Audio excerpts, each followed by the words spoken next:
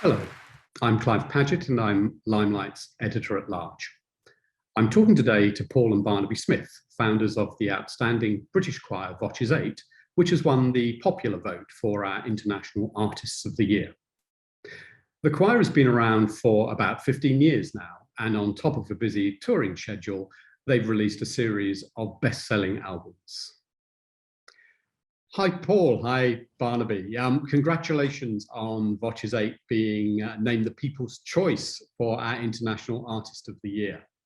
Thank you very much. Very exciting. We're very happy to hear this lovely news. Did you have any idea you were so popular down under? Well, we've only been once, so yeah, that's good enough. I think one of the things we've learned is that through our Live from London concerts in the last year, there are some crazy Australians who tune in at a very strange time of day, always live with us. So we know that there are at least some people down in that part of the world who are willing to get up and avoid sleep to come and hang out with us, which is quite fun. That's great. So Paul, you're the CEO, right?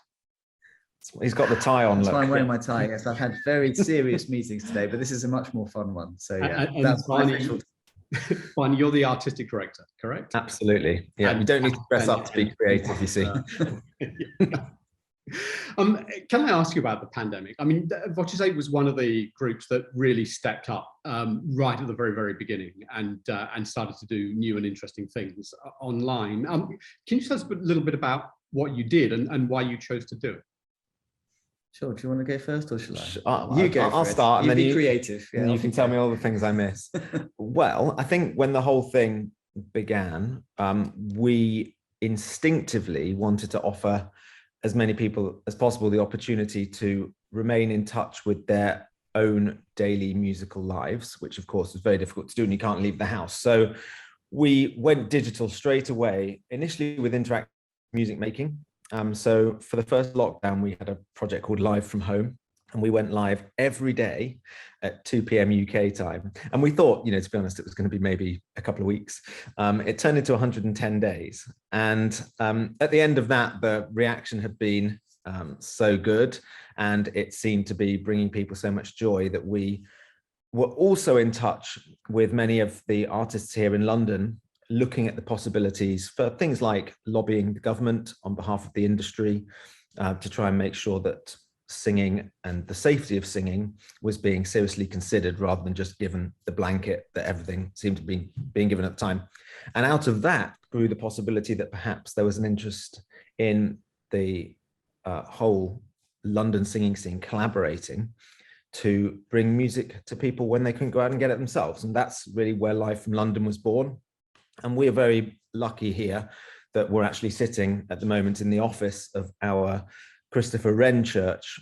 We're in partnership with the Diocese of London to run this wonderful building. So of course we had the space available, and we also within our team had most of the expertise. I wouldn't say all of the expertise, but most of the expertise in order to be able to deliver these streams. And so a few YouTube tutorials later, we were able to sort of do streaming as well, and so we were perfectly placed. But again, it was all, I think, coming back to this idea of instinct.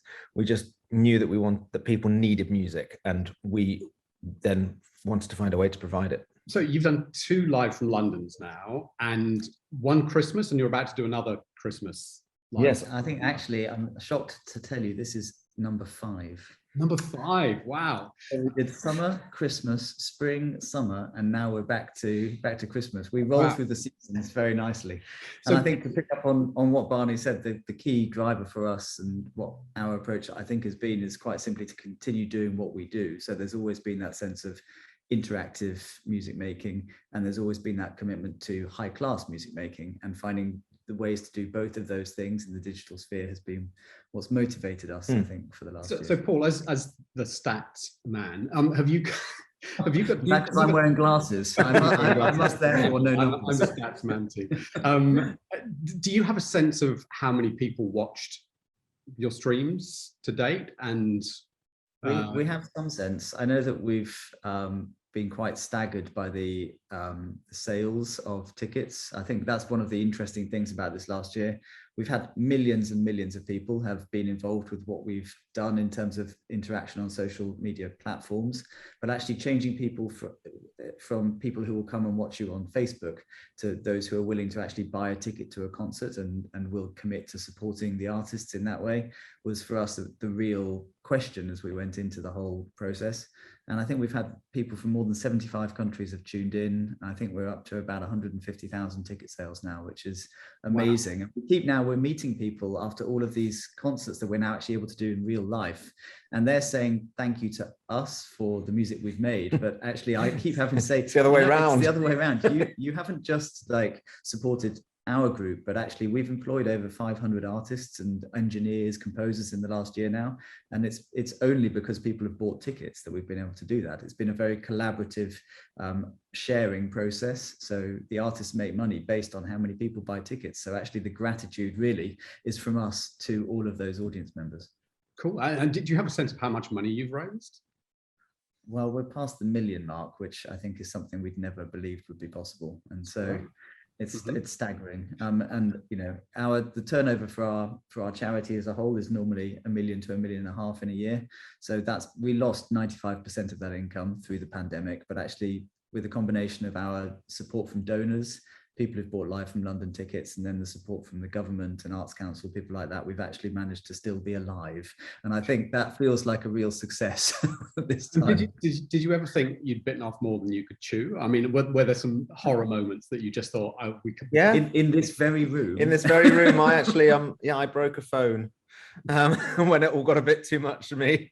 It's the only time. So of course, I mean, you know, like any venture, especially when starting out, same with Voces8, when we were starting out, you know, I look back and I just think, oh my goodness, how did we do that? And it's the same for this.